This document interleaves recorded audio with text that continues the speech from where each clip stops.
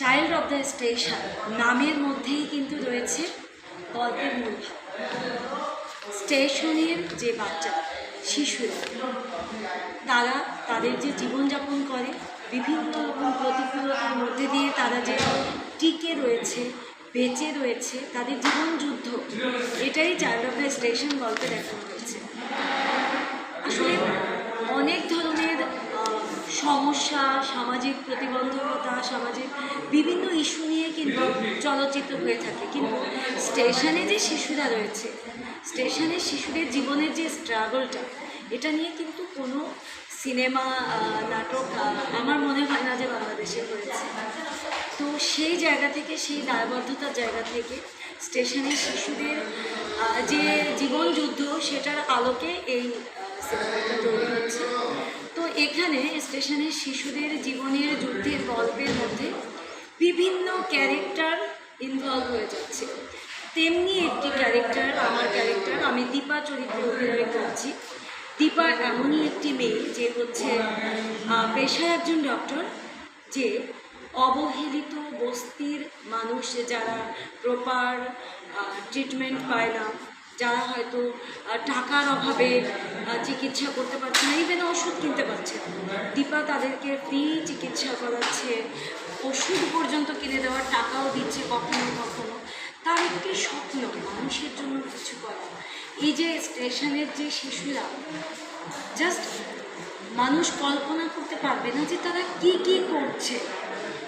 সাধারণ দর্শক, সাধারণ মানুষ সেটা কল্পনাই করতে পারবে না যে এতটুকু বাচ্চারা তারা ইয়াবা খাচ্ছে, তারা নেশা খাচ্ছে, তারা কি করে হেরোইন আসক্ত হচ্ছে। পুরো ব্যাপারগুলো এই গল্পের মধ্যে দিয়ে উঠে আসছে।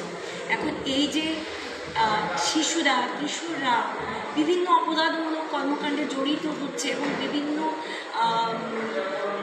আনুষঙ্গিক কিছু মানুষ এদেরকে অপরাধ কর্মকাণ্ড করতে বাধ্য করছে, এই পুরো সিস্টেমটা থেকে কিভাবে ওদেরকে বের করা যায়, ওদেরকে কেমন করে পুনর্বাসন করা যায়, এটা নিয়ে ভাবে যে মেয়েটি, সে হচ্ছে দীপা ক্যারেক্টার, যেটি আমি প্রেজেন্ট করছি এই সিনেমা।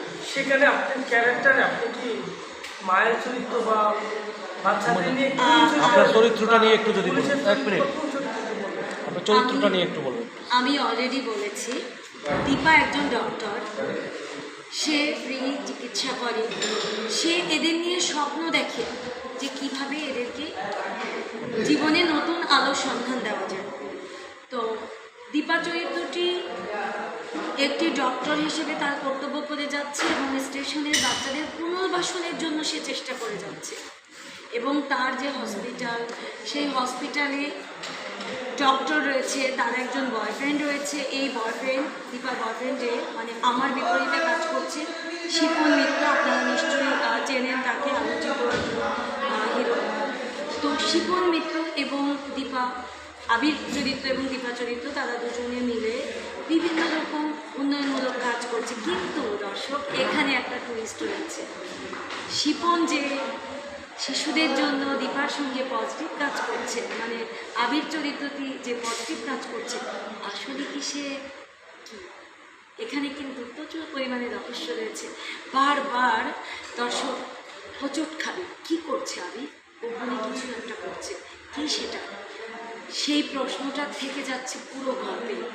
দর্শক টান টান উত্তেজনা নিয়ে দেখবে আবির এত ভালো ভালো কাজ করার ব্যাপারে দীপাকে সহযোগিতা করছে, কিন্তু কি যেন একটা অনেক বড় প্রশ্নবোধক চিহ্ন আছে আবিরের আড়ালে, সেটা জানতে পেরে সিনেমা তো অবশ্যই দেখবো, যেহেতু আপনি এই গল্পটা বেছে নেওয়ার কারণে। আচ্ছা, আমি ব্যক্তি জীবনে মানবতার কাজ করি, মানবিক কাজ করতে আমার খুব ভালো লাগে। যখন আমি গল্পটা পেলাম যে মানবিক কাজ করার একটি সুযোগ, খুব ভালো লাগলো। শুধু মানবিক কাজ করার বিষয় না, অভিনয়ের জায়গা থাকে যেখানে, আমি সেখানেই কাজ করার চেষ্টা করি। অভিনয়ের জায়গা থাকলেই আমি ওই গল্পটাকে আগে প্রেফার করি। আমি বলে নিই, আমি ছোটোবেলা থেকে থিয়েটার করছি। আমরা যারা থিয়েটার আর্টিস্ট, আমরা কিন্তু শিল্পটাকে ভ্যালু দিই, যে কোন গল্পে আমি শৈল্পিকভাবে কাজ করতে পারবো, আমি আমার অভিনয়ের জায়গাটাকে কোথায় ফুটিয়ে তুলতে পারবো। আমার মূল টার্গেট কিন্তু অভিনয় দিয়ে দর্শককে মুগ্ধ করা, ভিউ বাণিজ্যে গা ভাসানো নয়। এই গল্পটা খুব ব্যতিক্রম এবং এ ধরনের ব্যতিক্রম গল্প, ব্যতিক্রম মেকিং। এখানে ডিরেক্টর জাফর আল মামুন তিনি অন্তত 200 এর উপরে নাটক মেকিং করেছে। এক সময়ে বিটিভিতে তার ছিল রমরমা একটি অবস্থা। তার ডিরেকশনের প্রচুর সিনেমাও রয়েছে, যে সিনেমাগুলো ইন্টারন্যাশনাল ফেস্টিভ্যালেও গিয়েছে। তো জাফর আল মামুন ভাইয়ের সঙ্গে কাজ করতে পারা, একটি ব্যতিক্রমধর্মী গল্পে কাজ করতে পারা, ওভারঅল মিলিয়ে কাজটা নিয়ে আমি খুবই খুশি। আচ্ছা, আমরা একটু অন্যদিকে যাই যে আপনার কাজ নিয়ে এ পর্যন্ত আপনি কতগুলো কাজ করেছেন, কাজের চ্যালেঞ্জিংগুলো কি? এই গল্পটাও একটা চ্যালেঞ্জিং গল্প। এই গল্পেও মানে গল্পভিত্তিক সিনেমা বা যাই বলি না কেন, গল্পটাকে কতটুকু আপনি আপনার অবস্থান থেকে ফুটিয়ে তুলতে পারবেন বলে আপনি মনে করেন, এবং আপনার কী কী কাজ এর আগে দর্শক ভালোভাবে নিয়েছে এটা? আমি নাটকেই মূলত কাজ করি। নাটক দিয়ে আমার শুরু হয়েছে। এই যাবৎকালে 70-এর ওপরে নাটক আমার অভিনীত, যেগুলো টেলিভিশনে অনিয়ার গেছে। এর মধ্যে কিছু আলোচিত নাটক রয়েছে যেগুলো খুব দর্শকপ্রিয়তা পেয়েছে, যেটা হচ্ছে একটি নাটকের নাম বলি জুনিয়র হাজব্যান্ড, আরেকটি রয়েছে ফেসবুকে বেপরোয়া নীতিবান, ডেঞ্জারাস বউ। নাটক আসলে নাম বলতে গেলে বলা শেষ হবে না। আর আমি এর আগে 5টা পূর্ণদৈর্ঘ্য চলচ্চিত্রে কাজ করেছি। মানে দুঃখজনক হচ্ছে মাত্র 2টা রিলিজ পেয়েছে, এবং রিলিজ পাইনি। সেভাবে শাপলা মিডিয়ার একটা সিনেমাতে আমি এবং আঁচল প্যারালাল ক্যারেক্টার করেছিলাম, আমাদের কাজ করেছিল। এটা আসলে সেন্সর হয়ে গেলেও রিলিজ হয়নি, এটা আমাদের দুর্ভাগ্য। আর কিছু কাজ এই মুহূর্তে হাতে রয়েছে যেগুলো আসছে সামনে। মূলত যে গল্পটা এখন কাজ করছে, আমি সিনেমার জায়গায়, নাটকে আমি প্রচুর দর্শকপ্রিয়তা পেয়েছি, কিন্তু সিনেমার জায়গায়, পূর্ণদৈর্ঘ্য চলচ্চিত্রের জায়গায় এটাই কিন্তু আমার প্রথম চ্যালেঞ্জিং, খুব বৃহৎ পরিসরের একটি কাজ, যেটা নিয়ে আমি খুব আশাবাদী। অলরেডি 4 দিন শুটিং করেছি, ভালো রেসপন্স করছি, ডিরেক্টর খুশি, যারা দর্শক আমাদের সামনে যারা ছিল শুটিংয়ের স্পটে, প্রত্যেকেরই মনে হয়েছে যে আলাদা কিছু হচ্ছে। সেই জায়গা থেকে আমি খুবই আশাবাদী যে ব্যতিক্রম কিছু করতে যাচ্ছি। আচ্ছা, যদি একটু জানতে চাই, বর্তমান সময় মিডিয়ার যে অবস্থা, আপনার ব্যাকগ্রাউন্ড সাংবাদিকতা করেছেন, একজন সোশ্যাল ওয়ার্কার হিসাবে ব্যাপক পরিস্থিতি রয়েছে। নাটক সিনেমার পাশাপাশি কি অন্য কিছু করতেছেন, নাকি শুধু এই মিডিয়াতে কাজ করতেছেন? ব্যক্তি জীবনে আমি একজন বিএসসি ইঞ্জিনিয়ার। এক্ষেত্রে আমি কোনো গভর্নমেন্ট জব বা কোনো ধরনের জব করছি না। আমার নিজস্ব একটু ছোটোখাটো একটি ইঞ্জিনিয়ারিং ফার্ম রয়েছে, আমি এটাতে সিইও হিসেবে কাজ করছি। আর পাশাপাশি আমি না বললেই নয়, আমি যেটা বলতে চাই, আমি রাস্তার অবলা প্রাণীদের ট্রিটমেন্ট করি নিজে হাতে। রাত 11:30 12টা বাজে কেউ যদি আমাকে ফোন দিয়ে বলে একটি অসুস্থ মৃতপ্রায় কুকুর বেড়াল রাস্তায় পড়ে আছে, আমি ওখানে গিয়ে ট্রিটমেন্ট করি নিজে হাতে। একটু মিডিয়ার কথা নিয়ে জানতে চাই যে বর্তমান সময় মিডিয়াতে কাজ করাও একটা চ্যালেঞ্জ। এটা আপনি অবশ্যই অবগত আছেন। কাজ করতে হলে মিডিয়াতে যদি একটু পপুলার হতে যায়, রেমুনেশন বাড়াতে চায়, সেক্ষেত্রে মামু, খালু, চাচা, বিগ ব্রাদার, আমি কি বোঝাতে চাইছি আপনার বিষয়ে, তাদের গডফাদার, এই জিনিসটাকে আপনি কিভাবে দেখেন, এবং এই মিডিয়ার যে অবস্থা থেকে পরিত্রাণের উপায় কী বলে আপনি মনে করেন? আসলে আপনি যে কোশ্চেনটা বলেছেন, এই কোশ্চেনের জবাব দিতে গেলে ব্যাপক একটি প্রেক্ষাপট রয়েছে। সেই জবাব দেওয়ার পরিপূর্ণ অধিকার আমার নেই। আমি আমার জায়গাটার কথা বলছি। আমি থিয়েটার ব্যাকগ্রাউন্ড থেকে উঠে আসছি। থিয়েটার কারা দেখে? আমি যখন শিল্পকলার মঞ্চে অভিনয় করি, আমি যখন মহিলা সমিতির মঞ্চে অভিনয় করি, তখন বাংলাদেশের এলিট পার্সনরা কিন্তু সেই নাটকগুলো দেখেন, সেখানে আলোচিত পরিচালকরা দেখেন যারা সত্যিকারের শিল্পমনা, আমার থিয়েটার দেখে, আমার নাটক দেখে তারা যখন তাদের ভালো লাগে তারা আমাকে কাস্টিং করে। আমি যতটুকু এগিয়েছি আমার কাজ দিয়ে এগিয়েছি। তবে হ্যাঁ, যে কোশ্চেনটা করেছে যে কারো মাধ্যমে কারো হাত দিয়ে ওঠা, এই সহযোগিতাটা পাওয়ার মতো সেরকম কেউ আমার নেই। হ্যাঁ, এই জায়গাটায় সত্যিই স্বীকার করছি কিছুটা পিছিয়ে আমি রয়েছি, কিন্তু এটাকে আমি পিছিয়ে পড়া মনে করি না।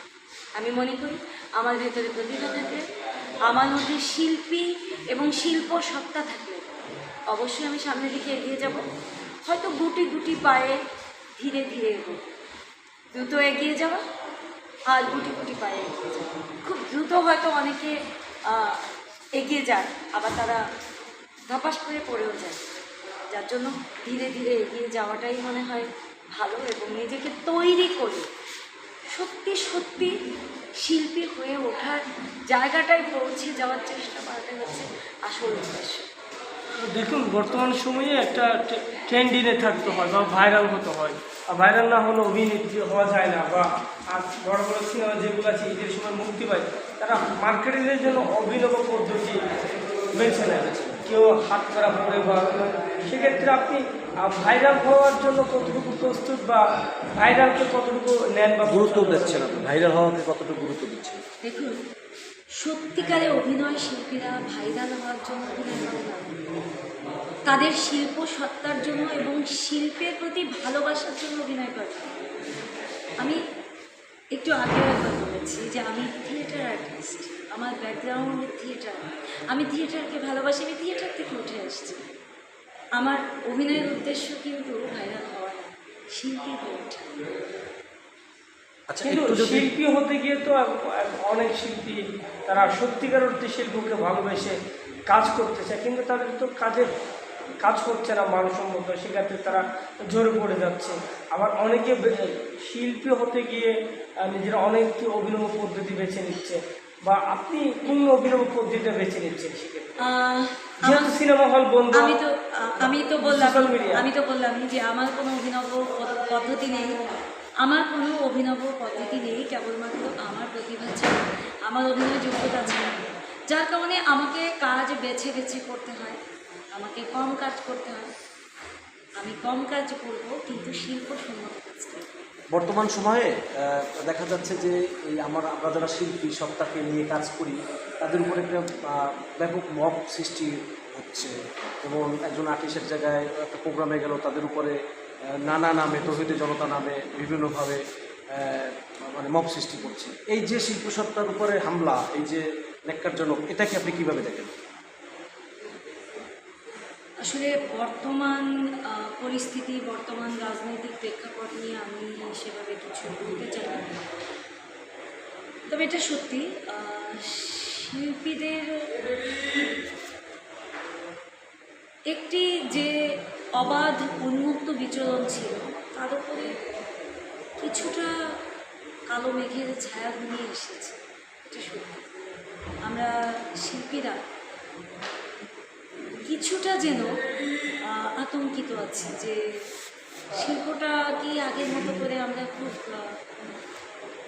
পারবো, আমরা কি যেভাবে আমাদের শিল্পের জগৎটা এগিয়ে যাচ্ছে, আমরা ওপেনলি উন্মুক্তভাবে কাজ করতে পারবো, আমরা কোথাও বাধাগ্রস্ত হব?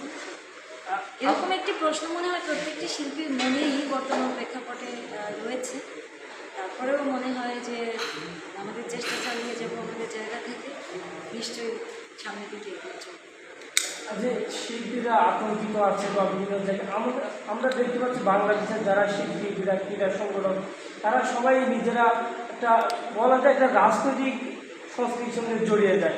আসলে কি রাজনৈতিক হেনস্থা না আপনি যেটা বলছেন? আমরা দেখছি আসামের জুবিন গার্গ, ভারতের একটি বিখ্যাত গায়ক, তার জন্য সর্বস্তরের তার মৃত্যুতে নেমে এসেছে, সুখ জানিয়েছে, কিন্তু বাংলাদেশের শিল্পীদের এই আচরণ কেন? তারা রাজনৈতিক বাইরে কেন তারা শিল্পী হিসাবে প্রতিষ্ঠিত করতে পারতেছে না? আসলে এই কোশ্চেনের অ্যান্সার দেওয়ার মতো যথেষ্ট যোগ্য কিন্তু আমি না।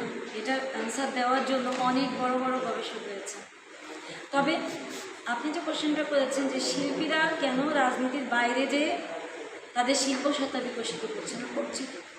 কী বলছে, সবাই রাজনীতির মানে রাজনীতির ছায়াতলে নেই, সবাই না। প্রচুর প্রচুর থিয়েটারের মানুষ আছে। আপনি মামুনুর রশিদের কথাই বলেন না কেন, তিনি কি রাজনীতির সঙ্গে জড়িত? তিনি শিল্পকে ভালোবাসেন। তো আপনি যে কোশ্চেনটা করেছেন আমার মনে হয় যে কোশ্চেনটা একদম এক্স্যাক্টলি সঠিক না। ঠিক আছে, thank you. Okay, thank you. আসসালামু আলাইকুম।